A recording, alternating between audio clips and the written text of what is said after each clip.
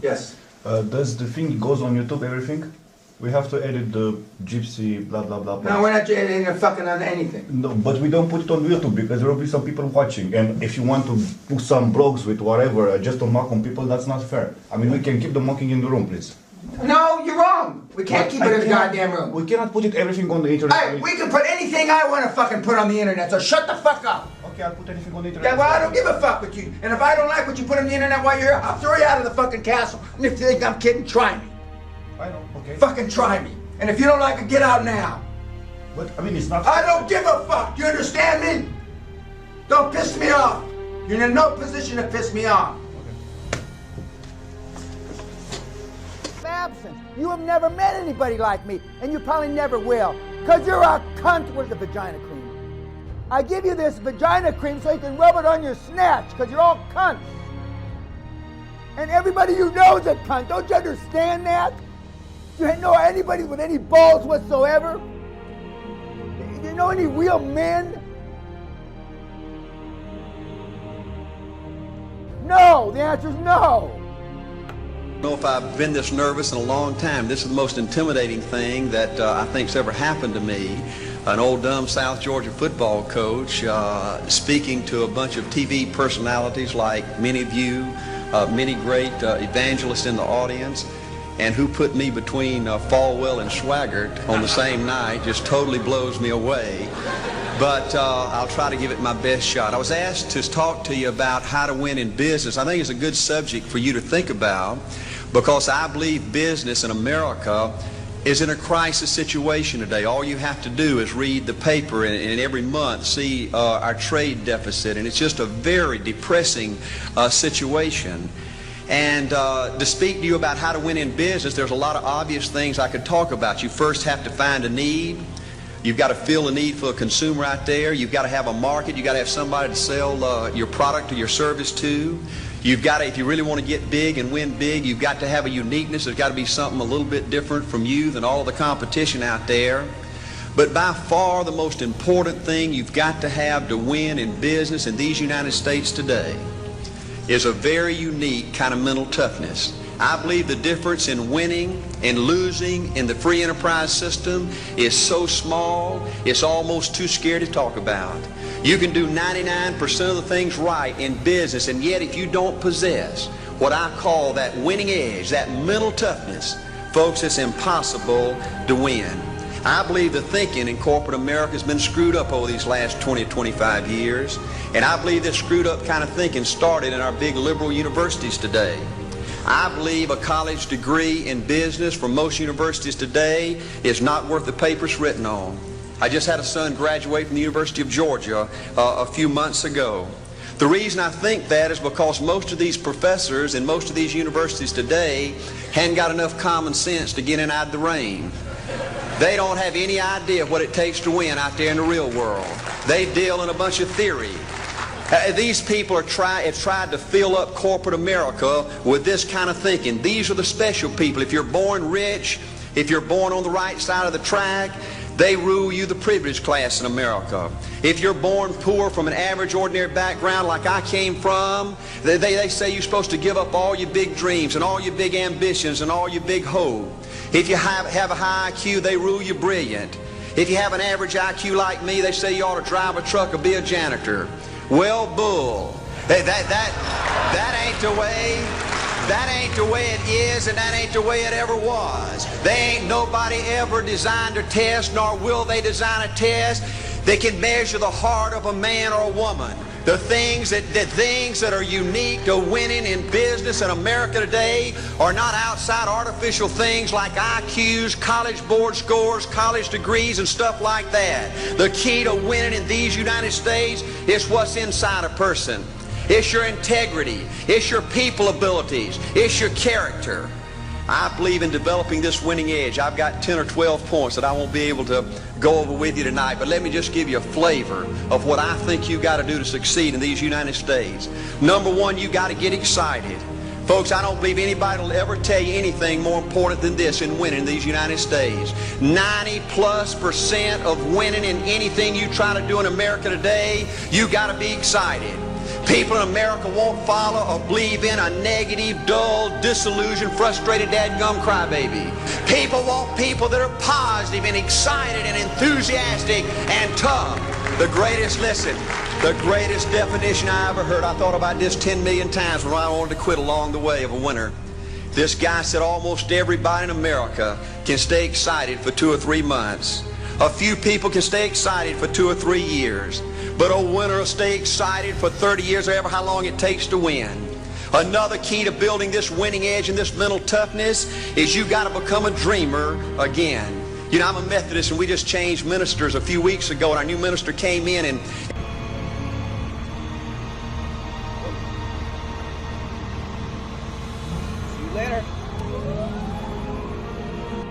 I believe desire and will to win is everything. I don't know why I'm like I am, but my butt's always burning. There's always something say, Art, dadgummit, you're supposed to go for it. Art, dadgummit, you're supposed to be somebody. You're supposed to make a difference with your life. What does the $500,000 a year person do? The $50,000 a year person doesn't do. You look at the outside and study those two individuals, everything seems to be the same. They both are the same sex, they both are the same age, they have the same training, the same positions, the same contract, the same fringe benefits. They both are successful, they work hard, they're good family people, make tough commitments. But what's the difference? What does the $500,000 a year person do? The $50,000 a year person doesn't do. He pays the price and a little bit more. He works hard and a little bit more. He's loyal to the company and a little bit more. He believes in a little bit more. He makes money and a little bit more. He saves money and a little bit more. If you want to win in these United States, you got to be tough and you can't quit. The last thing I'll talk to you about today in building this winning edge is, folks, if you want to win in business, you got to be a leader. Leadership is everything. You show me anything in these United States that win, I'll show you a leader at work. You show me a successful church, Boy Scout troop, club, football team, business, I'll show you something run by a leader. See, I thought at one time in my life you had to be smart to win. I used to have these smart people that dress so pretty and talk so pretty and use these big words. They just intimidated me, and I said, Art, you can't ever be that good. Why don't you just throw in the towel and go back and coach football for a living? And I found two things out about smart people. I think it's almost impossible for a smart person to win in business in America today. Because I find smart people spend their whole lifetime figuring things out. They're always trying to figure out an easier way and a quicker way. And another thing I found out about smart people is they just don't get around to doing nothing. And see, somebody like Art Williams, everybody said, well, he can't do it. And somebody like that can't do it. But he does it. See, folks, I want you to know almost everybody in America almost does enough to win. They almost get there. They almost are over the hump. They almost have it going. They almost in everything they do. Almost is a way of life to almost everybody in America. But the winners do it. What do? They do whatever it takes to get the job done.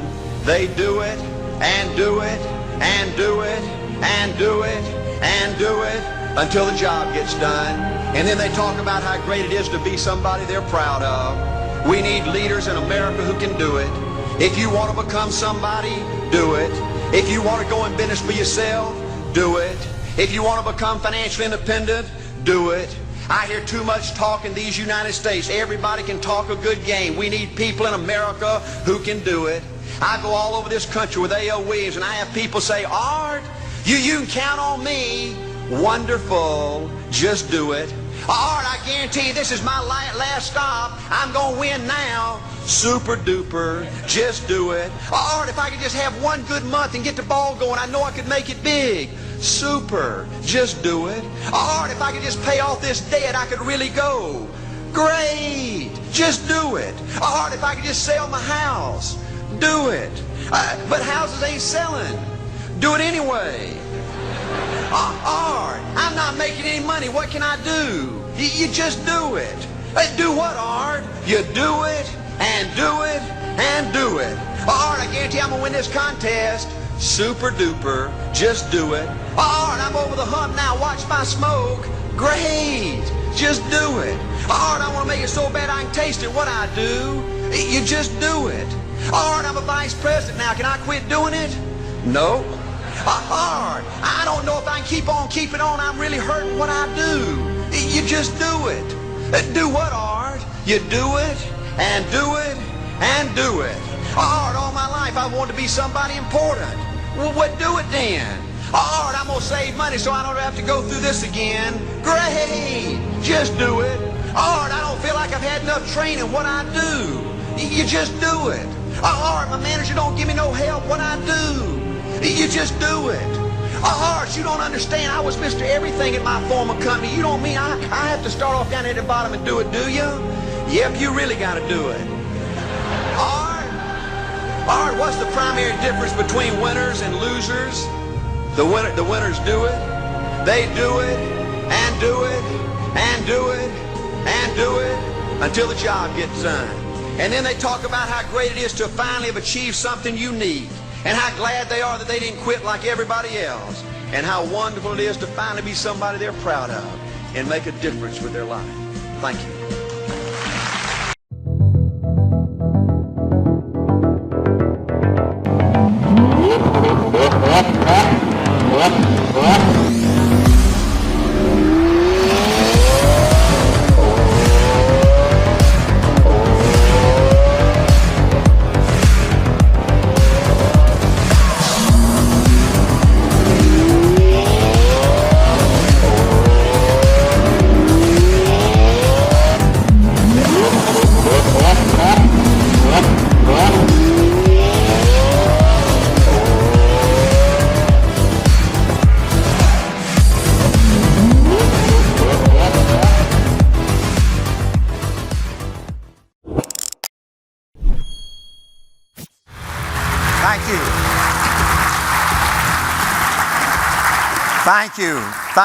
Thank you, Dave. I love Dave Ramsey, one of the giants in our country. You know, when I talked to my team, I coached football in Georgia for 7 years, and then I coached A.L. Williams for 20 years. And when I said, you know what, they answered back, what? And so it would encourage me when I say, you know what, if you would say, what? You know what? What? You got it. Okay, I'm going to talk to you about how to change your life and how to do something absolutely incredible in business. I mean, I was a football coach, graduated in college with a PE degree. The kind of person is not supposed to make it, you know, in business. And I found out a lot of things about winning in business, the real important things to winning in business. You know, a lot of these people that write books that ain't ever done nothing, but they try to tell you how to do it, that's a pile of crap. You know, going to college and listen to these professors that ain't ever done nothing tell you how to build a business, a pile of crap, you know. Only when you've done it like Dave Ramsey do you know the little things, the real small things that are the difference between winning big and just being average and ordinary. And I'm going to cover with you today the real small things, the important things that you need to do to win big in business. So you know what? I believe nobody wants a boss, but everybody needs a coach. Bosses intimidate, coaches motivate. Bosses look for your weakness, coaches look for your strengths. Bosses criticize you, coaches praise you. The number one theme that we had in A.L. Williams was, I want to be somebody. I wanted to be somebody so bad, it just ate me up inside. It was in my bones, it was in my blood, it was in my heart. I want to be somebody. Those 5 little words were important to those A.L. Williams people. It hit a nerve for anybody that wanted to make a difference with their life. There was a goodness in A.L. Williams. There was a goodness that drew the right kind of people to us. We believed you had a responsibility to do what's right. We believed your reputation was everything. If you don't do what's right, you might get by for 1 day, 1 week, 1 month, 1 year, but sooner or later they're going to smell you out. A.L. Williams believed that character was more important than education. We believed that morals was more important than status. We cared more about determination than ability. People who joined A.L. Williams saw that we were built for people that grew up tough, for people that had had a number of disappointments in their life, for people that wanted their life to be special.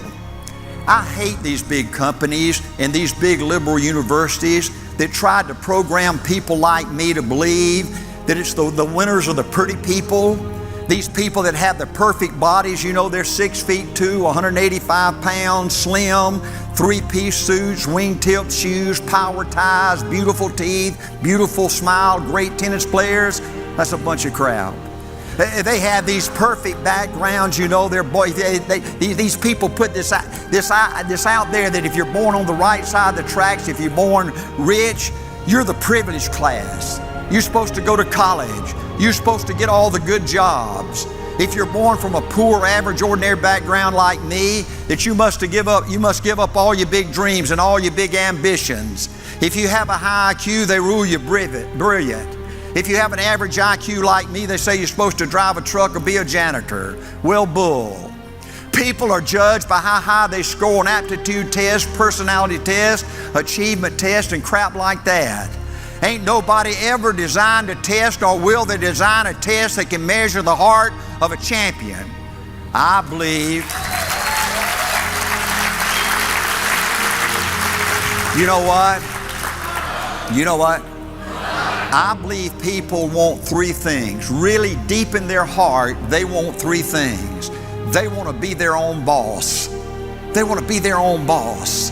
Number two, they want to work at something they love, something they believe in, something they're passionate about. And number three, they want to build total financial independence for them and their families, where nobody can put their thumb on you and squeeze you and use you, where you can tell everybody out there to take a flying leap if you want to. And A.L. Williams provided for its people those three things. February 10, 1977, A.L. Williams was born, just a peanut. 85 people in one city and one state.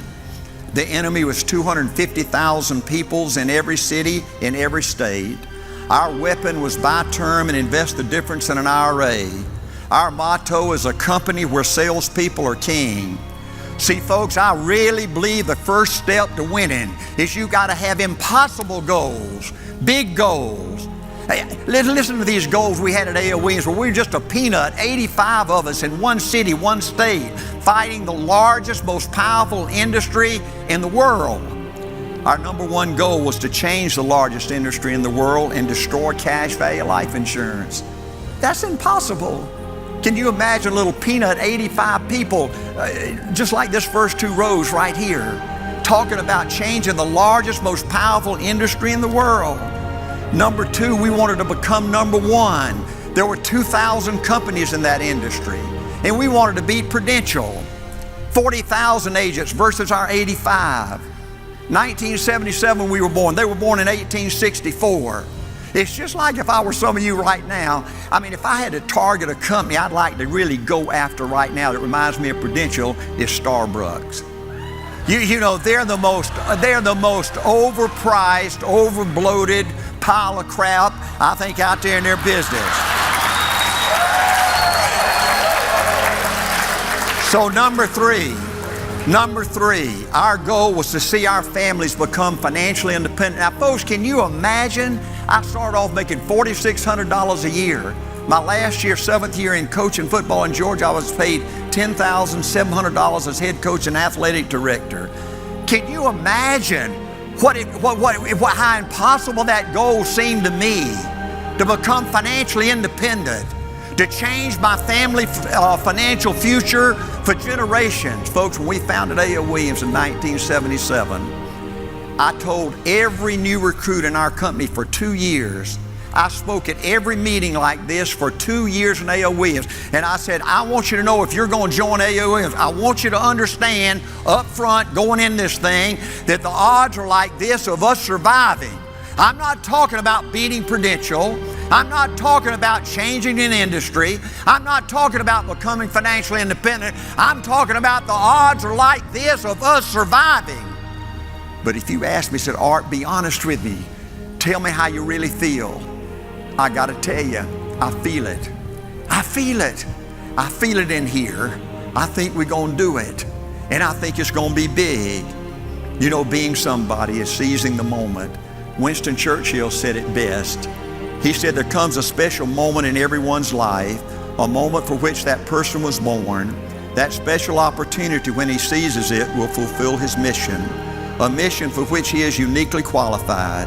In that moment, he finds greatness. It is his finest hour. In 1977, the life insurance industry owned 60% of the assets in the United States. They owned the politicians and they owned the regulators. They had been in business over 100 years. They did everything they could possibly do to put A.L. Williams out of business. But the industry had to defend things that were indefensible. They had to defend selling a fraud. They sold a cash value life insurance product, whether it was called whole life or universal life or any of that stuff out there. There were two benefits locked together in one contract, insurance and savings in one contract. You paid for two things, but you only got one. If you died, your family got the life insurance benefits, but they kept your savings. If you wanted your savings, you had to surrender your life insurance. A.L. Williams separated that, split funding we called it, where you bought an insurance, cheap term insurance from an insurance company, and you invested with an investment company. You paid for two things and you got both things. Next, they had to defend you lose your savings if you die. Let me ask you this. What kind of low-life, scum-sucking dog could create a product like that, a savings program you lose if you die? They had to defend Prudential's average size benefit, like in my family, of $4,500. Was their average death benefit just a burial policy? The industry's average death benefit was $6,000, just a burial policy.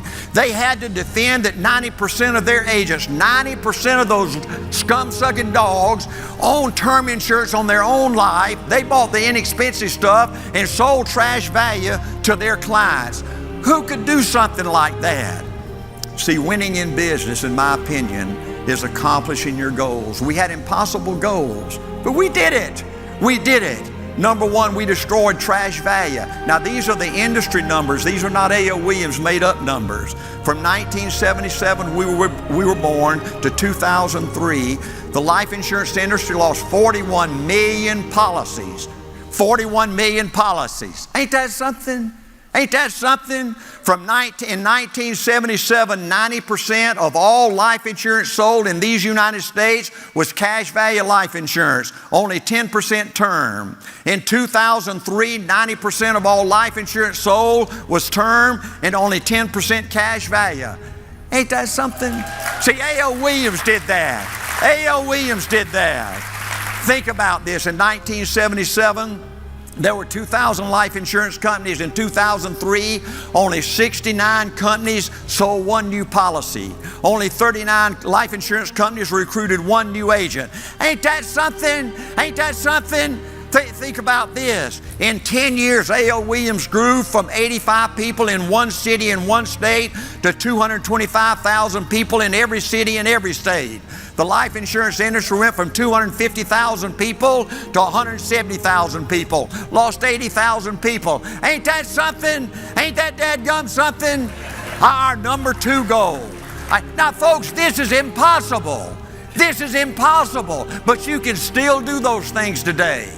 But you got to do the important things. And I'm fixing to talk about it in just a minute. Our second goal was to beat Prudential, who had been number one forever.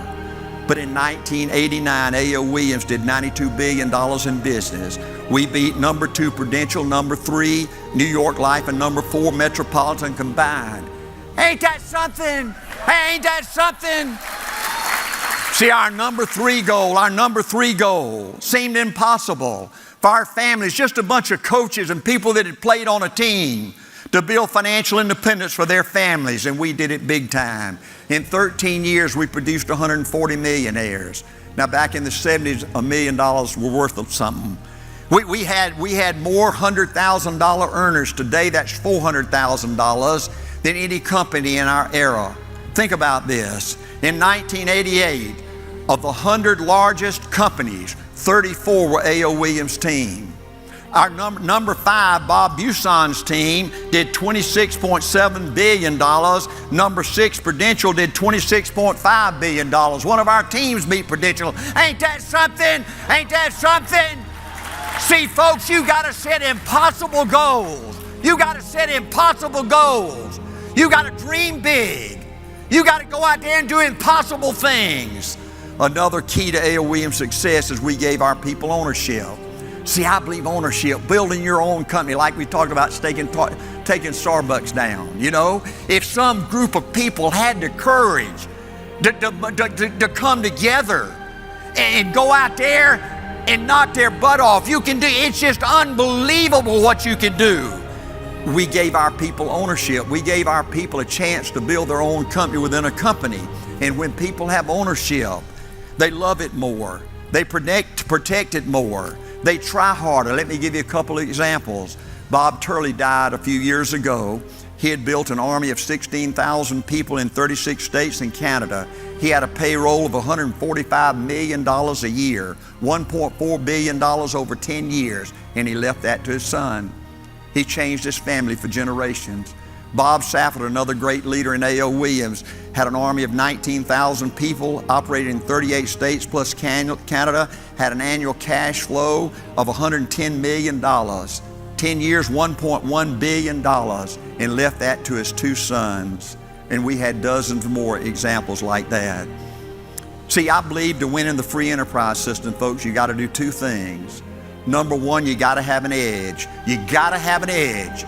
You got to have something that you're better than other people that you're competing against are. You got to have a better product at a better price and a better delivery system. Now, how do you get that edge? You get that edge by studying the competition. Like if I was going after Starbucks, I'd know everything about them. I know them from A to Z. And I guarantee you, if you go look at a company like Starbucks that's got over 3,000 coffee crap places, you know, and that kind of stuff, you can find all kind of things that they're over bloated on. They got fat and lazy and sorry, right? But you got to take this stuff serious. To get an edge, you got to look at the competition and you got to analyze them and study. I studied Prudential. I studied New York Life. I studied Metropolitan like you can't believe. And I found out their weakness. It was just like when I was a football coach and we were playing somebody on Friday night. I'd look at those game films and I'd study those game films and I'd find the weakness of the opponent. So we studied the game films and we looked at the life insurance industry, the largest industry in the United States. They own 60% of the assets in the United States. They look so big. Prudential looks so big. They look so powerful. They look so unbeatable. But then when I got in there and I looked at them, I found out they were nothing but a paper tiger. I found out the big life insurance companies is like the federal government. They're fat, lazy, slow, and inefficient. Everything the federal government touches turns to crap. And let me give you two examples. FedEx, they have better service and they make a profit. The post office, run by the federal government, poor service and they lose money. The competition spent millions and millions of dollars on things we didn't think were important. As an example, in advertising, Prudential spent $68.50 per policy.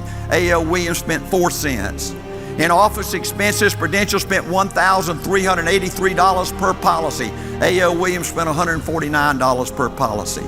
Equitable took out a full-page ad in USA Today and said they spent $220,000 per agent getting them ready to sell life insurance. A.O. Williams spent $0.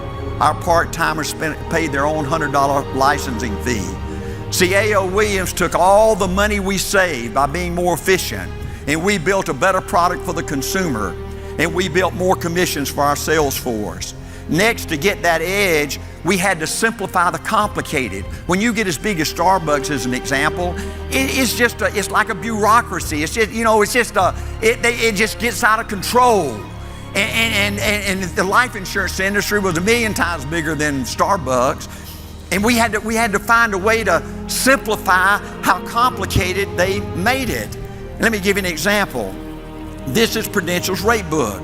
If you look at it, it's 176 pages. It's an inch thick. This is what they got: 3 series of products. They got the Gibraltar series. Modified Life 3, Modified Life 5, Modified Life 10, Modified 25, well, 10 paid light up at 85. Economatic Whole Life, Life paid up at 90, Life paid up at 85, Life paid up at 65, 20-year pay life, 10-year pay life, co-life, joint whole life. Now, if you don't like any of those, they got the state series. Modified Life 5, Citation 50, life paid up at 90, Professional 52, life paid up at 85. Modified Life 3, Modified Life 5, Modified Life 10. Graded Premium Whole Life, the abbreviator Modified Life 21. Increasing Premium, life paid up at 90, Modified 25, 10, life paid up at 85. Estate 25 Whole Life, Economatic Whole Life, life paid up at 90, life paid up at 65. 20-year pay life, 10-year pay life, co-life, joint whole life. Now, if you don't like that, they got the Pruco series. They got variable life waiver premium, appreciable life waiver premium, appreciable life level death benefit, appreciable life variable death benefit, variable appreciable life level death benefit, variable appreciable life variable death benefit, variable appreciable life waiver premium. And this is what we got. Our rate book is 1 page thick. We sell our best product that we own on our own life every time.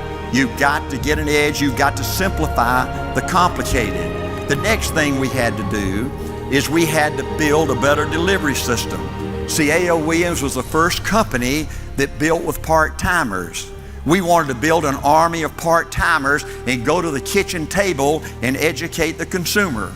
Now A.L. Williams had that edge. Now the second thing you have to do once you study the competition and get the edge is you got to compete better than the competition. In the free enterprise system, you got to get up early and you got to compete hard or you're going to get your butt knocked off. And to compete, your attitude is everything. I believe the single most important thing you develop in your lifetime is a positive attitude. The glass has always got to be half full. You got to expect your people to be positive. You can't ever let your meetings turn into a gripe session. Positive attitude is everything there is, plus everything there is, plus everything there is. Positive people are like a dadgum magnet. People are drawn to them like bees to honey.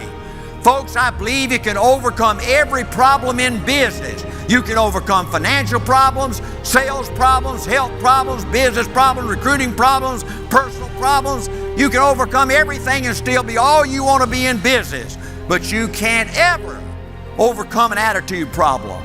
The moment you give up on you, you're dead as a doornail.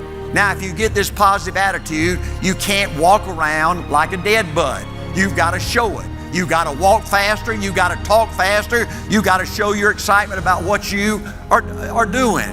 See, I believe 90+% of winning is always being excited. Stamp this in your brain. People won't follow or believe in a negative, dull, disillusioned, frustrated, dadgum crybaby. The greatest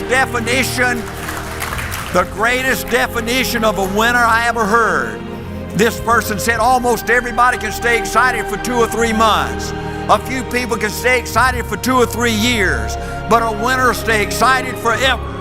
People want to follow a leader that's positive, that's aggressive, that's enthusiastic, that's tough. Another principle I believe in, winners are disciplined. You've got to have standards in your life. You've got to have rules you live by. Discipline, the definition, is doing what you're supposed to do when you're supposed to do it. I had one rule on my football team, and that was you were going to come to practice every day. Unless your butt was in the hospital, hooked up to life support, your butt was going to be at practice. And one day we were fixing to start practice, and I had my starting right guard, Johnny Campbell, walking out to practice in his blue jeans and his t-shirt. And I said, "Campbell, have you quit? Have you quit?" He said, "No, coach, a bee stung me in my eye. My right eye's closed and my head's swollen up. I can't get the helmet on my head." And I said, "Campbell, if you want to play on this football team, you get your butt back in the locker room, you fit that uniform on, you find a way to squeeze that helmet over your head, and you get your butt out here to practice. And just think, Campbell, if you can practice with one eye, just think how great you're going to play Friday night with both eyes." See, you know what? You know what? To win big, you got to have a big dream. You got to have a big vision. See, I had the privilege of coaching in high school, and I believe for most men and women, their high school years were their peak years to dream and be excited. I'd have these guys and gals come in the ninth grade and their eyes were as big as a baseball. They'd start driving or dating or playing before hundreds of thousands of people. They were in beauty contests on debate teams. They felt like life was a bowl of cherries, that they were put on this earth to conquer the world, to really be somebody, to make a difference. And then they graduate and they get dumped out in the big bad world, and they get married, they have a few kids, they change jobs a few times, and one day this vibrant, turned on, pumped up human being becomes a shell of a man, and his foot hits the floor, and he's developed an attitude that life's dealt me a bad hand, that I can't do it. I just got to give up on all my dreams. See, at A.L. Williams, we didn't sell life insurance. It was so much bigger than that. We gave a different kind of person a chance to dream again, a chance to hope again, a chance to get excited again. See, folks, it's your responsibility as a leader to reach inside your people's heart, to grab your people's heart, and to help that person get excited again, to believe in themselves again. I believe you win with your heart, not your head. Coach Lombardi, the great coach of the Green Bay Packers, was speaking at his last speaking engagement in Washington, D.C. before he died of cancer to a group of top executives. And early in his speech, he said, I'm fixing to give you the secret to winning in business. And there was a hush came over the room. You could hear a pin drop. And he said, the secret to winning in football and the secret to winning in business is heart power. You capture the person's heart, you capture the person. See, folks, the secret is passion. Your passion's your heart. Your passion's your mind. Your passion's your soul. Winning big in business has got to be more than just making money. You've got to have a passion. And to get a passion, you got to love it. Mickey Mantle, the great baseball player with the New York Yankees, said, I love hitting the baseball. I wake up every day, I'm excited to go out to the ballpark. I love hitting a baseball. Man, when it rains the game out, I get angry because I want to go hit a baseball. I don't like it, I love it. He said, if you like something, you'll never be good at it. You got to love it. See, how do you keep a passion once you love it? How do you keep a passion? By not ever forgetting the things that blow your butt out of the water. And let me give you two examples. I never got over what they did to my mama. My daddy died at age 48 of a heart attack, and he was sold too little of the wrong insurance, and I had two younger brothers still at home with my mother. I wanted to hurt them. I wanted to punish them. I had the daddy of one of my football players. I was making $4,600 a year, assistant coach in Thomasville, Georgia. I had a wife and two kids, and he said, Art, I want to come talk to you about insurance. I knew I needed insurance, and so I said, sure, come on. And I didn't want to know anything about insurance. I didn't want to know anything about investments. All I was interested in is football, right? And so he sits there and he talks to me about insurance, and he says, how much can you afford? And I said, $20 a month. And he sold me a $10,000 whole life policy. And I found out a couple of years later he could have sold me $150,000 of insurance. I wanted to hurt him. I wanted to punish him. Don't ever forget the things that gave you your passion. Another principle I learned is you always got to learn to do a little bit more. I learned this 40 years ago in A.O. Williams from two of my vice presidents in Dallas, Texas. On the outside, both looked the same. They were the same age, they were the same sex, but one made $500,000 a year and one made $50,000 a year. And I started studying and I said, man, why such a difference? They both do everything you're supposed to. They both are loyal to the company. They work hard. They make money. They save money. They treat their people good. On the outside, everything looks the same, but what does a $500,000 a year person do the $50,000 a year person doesn't do? The $500 a year person does everything he's supposed to and a little bit more. He works hard and a little bit more. He makes money a little bit more. He saves money a little bit more. 3 years ago, I had back surgery and I had a partial knee replacement, and I became a swimmer. I swim every day from an hour to 2 hours. I swim time. I don't swim laps. And I probably hadn't missed 5 days of swimming in the last 4 years. And folks, when I get to that hour mark, let's say I'm swimming an hour today, it's so programmed in me. For 40 years I've done this. It's so programmed in me. When I get to that hour, the finish line, I always go another 3 minutes, another 5 minutes. If you want to win in this life, you got to do what you're supposed to and a little bit more, and you can't ever stop at the finish line. Let me give you another example about being tough. In my 5 years as a head football coach, I never had to call timeout and drag one of my players off the field. I told my players, I said, listen, football's not a team game. It is and it ain't. Football is a game between you and that guy in the wrong colored jerseys right across from you, and somebody's going to win, you or him. And the first 4 plays of the game are critically important. You got to hit him hard and show him who's boss, and then from there on, you look for every weakness. And you can't ever show hurt, you can't ever show doubt, you can't ever show quit. I never let one of my teams take a knee during a timeout. I said on a timeout, you turn around and you look at that guy, you see him on his knee, you see him take his helmet off, see how much he's sweating, you see how much water he drinks, you know he's sucking eggs, hit him hard, and we chalk him up. Now, we pray before every game. We pray before every game, and it's a sincere prayer that nobody on either team would get hurt. That's not the purpose of sports. But right when our kids in the locker room came in to dress for the game and exit the back door to board the bus to go to the stadium to do battle, I had a giant board, and it was a knockout chart.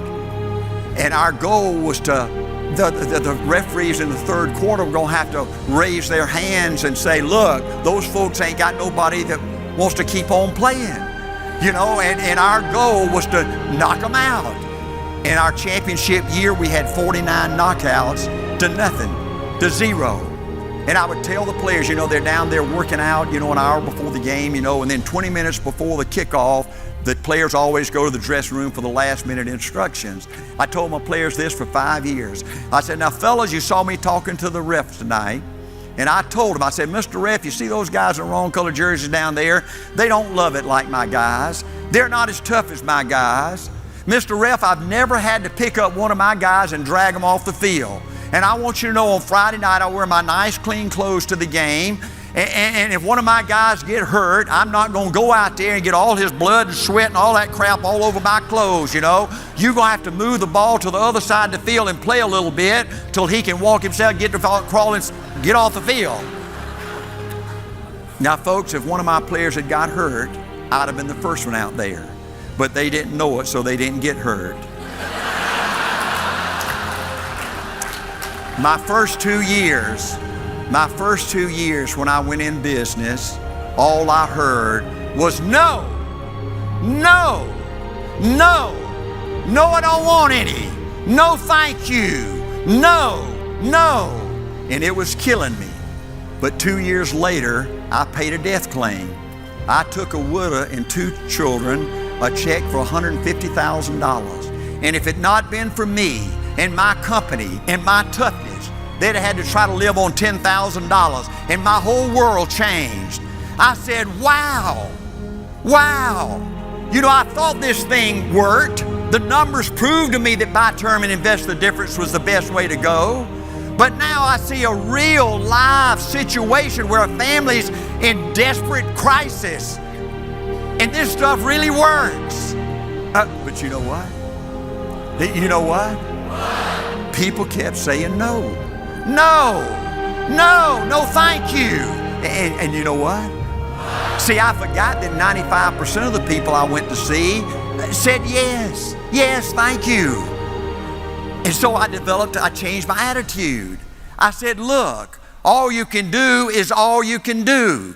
You can't do no more than all you can do, right? I mean, I can't do no more than sell what's right? I can't do no more than sell what I own on my own life, right?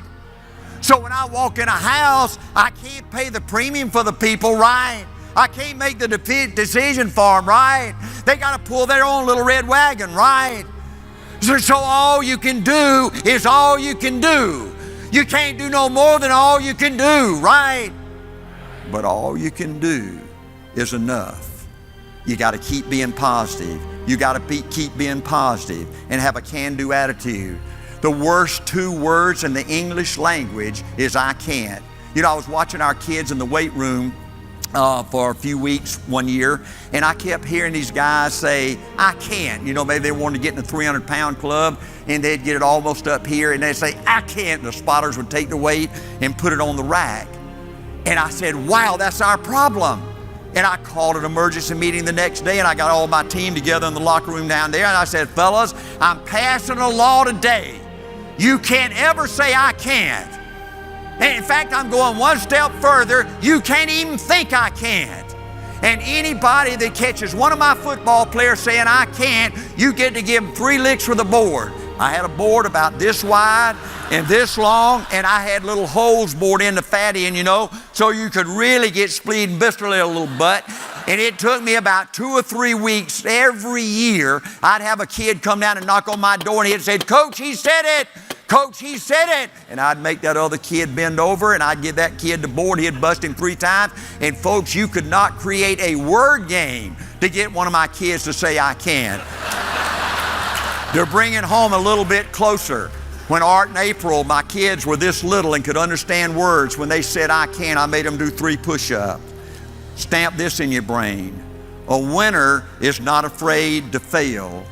A winner is not afraid to fail. In a high school football game, if you've got 2 teams of equal ability, there's about 120 plays, 60 plays on each team. And 98% of those plays fail. You know, you're going to fumble the ball, you're going to make a yard or 2, you're going to lose a yard or 2, you're going to drop a pass. And if you really study football, you're going to find that 4 or 5 plays are the difference in winning and losing. But see, every player on that team knows when he's in that huddle, he knows that 98% of those plays are not going to work. But he also knows that the next play might be one of those 4 or 5 plays, so the team that wins is going to give it everything they got, leave it all on the field 120 times, and one of those plays are going to be one of those 4 or 5 plays. You got to keep calling the play. You got to keep calling the play. Most of the things you do in business don't work like it's supposed to. You just got to keep calling the play. Let me give you another leadership principle. Reward and punish. See, you got to have long-range goals like I talked about earlier. You know, these goals that seem impossible, you got to have long-range goals, but then you got to have a plan to get there with short-range goals. In football, my long-range goal was to win a state championship. But in order to get there, we had short-range goals every week. We'd go out on Thursday in shorts and we'd loosen up, and then I'd take them up to the classroom and go over our goals. And this was our goals for 5 years as a head coach. That if you go out there tomorrow, fellas, and you really get after it, and we have a great offensive effort and beat them by 21 points, or we hold them scoreless and win, we're going to go out in shorts on Monday. And you know, you former football players, there's not a greater feeling in the world than go out there and win. And then you go out on Monday and you put those shorts on and you're prancing around and your little girlfriend sitting up there on the hill, you know, watching you. Man, that's the ultimate, right?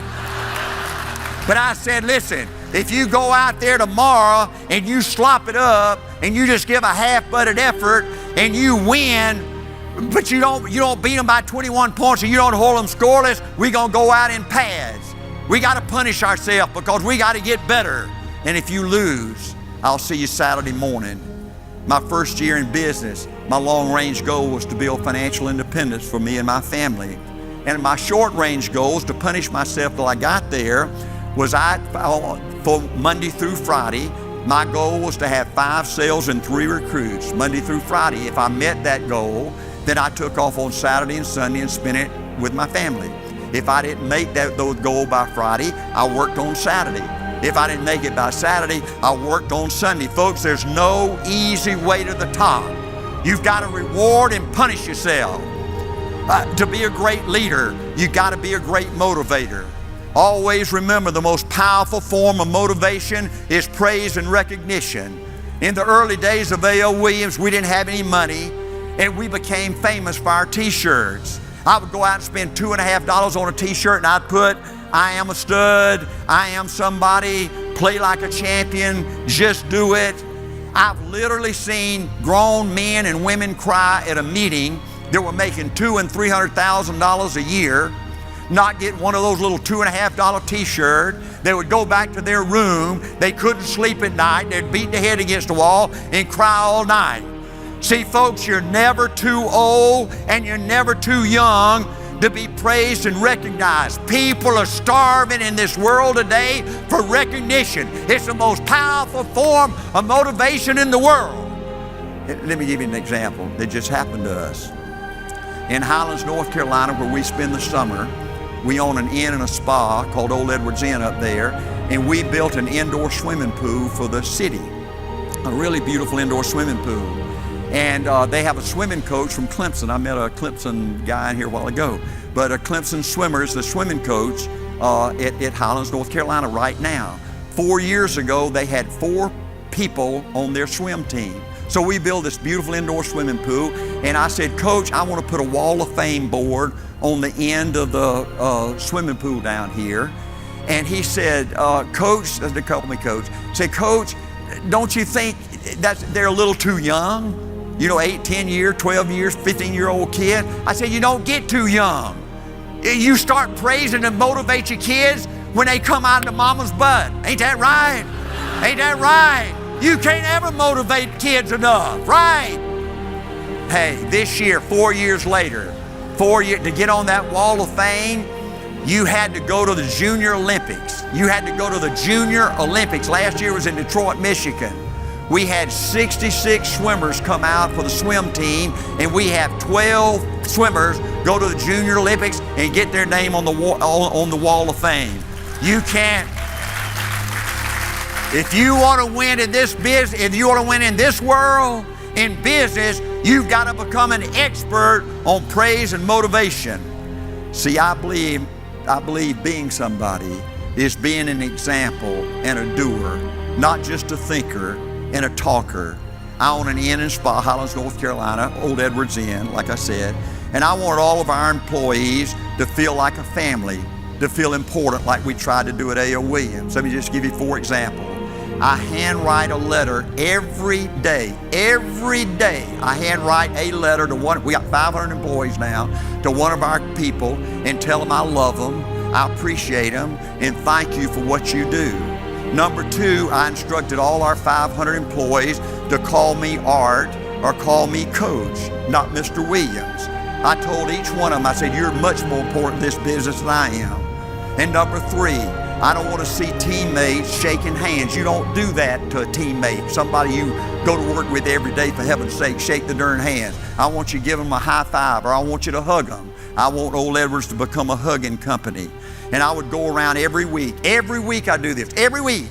And I give every leader in Old Edwards a cookie or a piece of candy and just hug them and tell them I love them and tell them I appreciate them. See, I wanted to create an environment where we're a family. You're my teammate, you're my friend. And you know what? You know what? See, it's not the cookie. It's not the candy. It's not the letter that was important. It was my heart. It was me showing our people that they're important to me, that they're special to me, that they're special to this company. See, folks, I believe the difference in being a somebody and being a nobody is people that are somebodies have a special kind of belief in themselves. They have a change the world kind of desire and determination. Their attitude is bring it on. The tougher the better. They understand you don't get what you want or what you'd love to have. Life gives you what you'll accept. If you'll accept being average and ordinary, that's exactly what you're going to get. Somebody's expect to win. They demand for themselves. They demand for themselves happiness and success and fulfillment. They always have a can-do attitude. Somebody's really believe in their heart that they're supposed to be somebody. A somebody would be the most surprised person in the world if they wound up a nobody. I had a coach. My only hero in life was somebody important to me. My only hero in life was my high school coach. In every way, I was just a little bit better than average athlete, just a little bit better than average student. But Coach Taylor saw something in me I didn't know I had. Coach Taylor made me feel like I'd do something important in my life. He made me feel like I was different, that I was special, that I would make a difference with my life. And you know what? You know what? I found out one thing about life. Nobody has ever accomplished anything significant on their own. Think about this, folks. Nobody has ever accomplished anything significant on their own. They always had somebody, some one person, some adult, like Coach Taylor to me, who cared about them, who saw something special in them, who believed in them. I wanted to be that someone at A.L. Williams. I wanted to be that someone that was always there in the toughest times, encouraging them, fighting with them, pushing them forward, never giving up on them.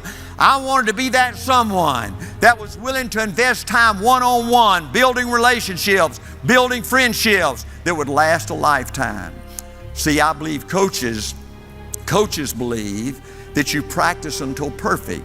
Coaches believe you practice until you can't fail. I believe you win by outworking the enemy. Gary Player, the great Hall of Fame golfer from South America that's won more international golf tournaments than anybody in the history of golf. He said, I've played golf in every civilized country in the world.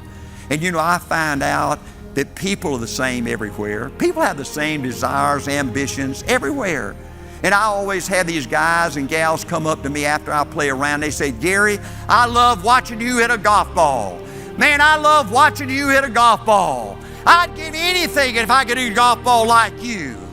And he said, one day I had a particularly bad round and somebody said that, and I turned around and I said, no, you wouldn't. No, you wouldn't. You'd give anything to hit a golf ball like me if it was easy. But see, nothing good comes easy. You know what you got to do to hit a golf ball like me? You got to get up at 5 o'clock in the morning. You go down, you hit 1,000 golf balls. You hit so many golf balls that your hand starts bleeding. Then you run up to the clubhouse, you wash that blood off your hand, you slap a bandage on it, and you go down, you hit another 1,000 golf balls. Yeah, you'd love to hit a golf ball like it was me if it was easy. Well, nothing good comes easy. All I ever wanted to do as a young boy was be a football coach. Now stamp this in your brain. See, your players live up to your expectations of them. See, if you see your player as a dud, he's going to turn out to be a dud. If you see your player as a loser, he's going to turn out to be a loser. Let me give you an example. If you want a wide receiver that's 6'4", runs a 4.4 40, but your wide receiver is 5'8", that runs a 4.8 40, you got to look at him as an All-American. You got to make him believe you think he's an All-American, that you wouldn't trade him for anybody. My first head coaching job was in a town that hadn't had a winning season in 20 years. The last 2 years they'd won 1 game and lost 19. I went to all the clubs around town. I went to the school and I said, we're through losing. I guarantee I'm a winner and we're going to win beginning this year. I had 75 players come out for spring practice. After 1 week, we were down to 17 or 18 players. I lost my first 2 quarterbacks. We were going to have a spring game against last year's old sorry seniors that had won 1 game in 2 years. Only time I ever did this, never did it again. And they came up Thursday and I issued them uniforms. They hadn't practiced. We'd been practicing for 4 weeks. I thought we'd beat them 100-0. The whole town comes out. They were going to see the savior of the football program, and they were excited and all that crap. And I sit there on the 50-yard line. I said, this is going to be a joke. We're going to beat them like a drum. And they beat us. And I got lower and lower. And I said, my life's over. There's no way I can recover from this. Who would hire a football coach like me? And I went home and I cried and I moped around all weekend. And then Sunday afternoon, I looked in the mirror and I was ashamed of Art Williams. I said, shame on you. Yeah, you're playing in a tough league. Yeah, you only got 17 or 18 kids, but they believed in you. And they did everything you asked. And I called the next morning. I went up to the principal's office and I got on the intercom system and I called all the football players down to the gym.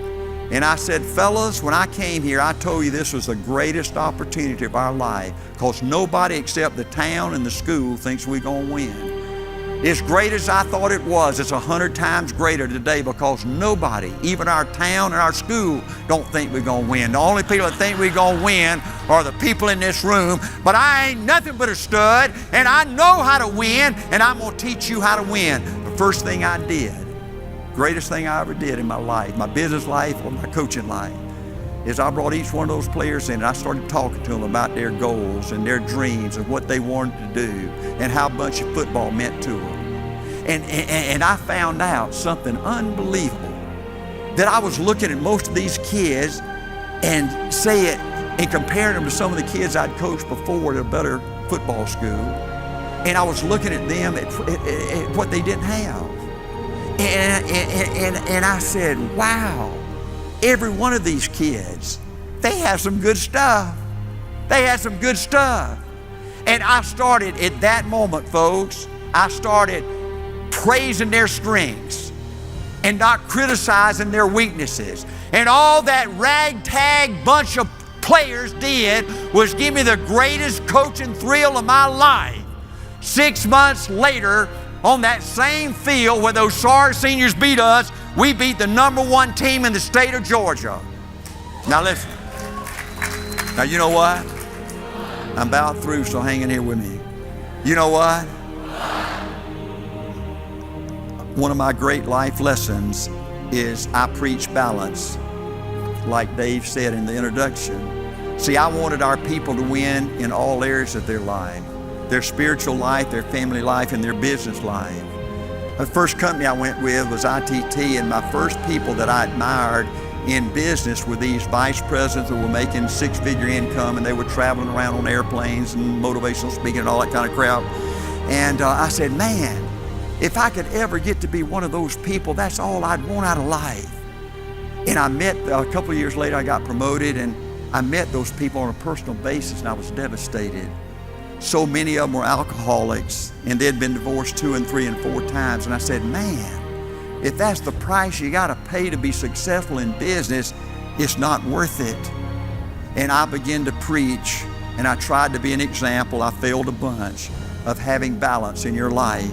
I believe God should come first, your family second, and business third. And it's hard. It's hard. But I tried.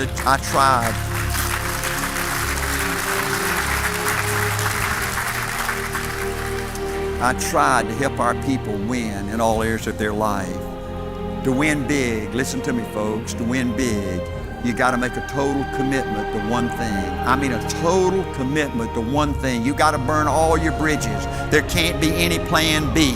See, most people fail because they run out of time. See, it takes 20 to 30 years to win in business. And most people keep changing and keep changing and keep changing, and they're no longer 25, 35, 45, 55. You know, somebody once said, and I believe it's true, I turned 77 last Friday.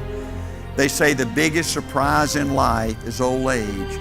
See, folks, you're here on this earth for a flicker. It's scary. You're here on this earth for a flicker. I don't feel 77. I fell in love with my wife in the 2nd grade. I remember that just like yesterday. I remember suiting up in high school just like yesterday.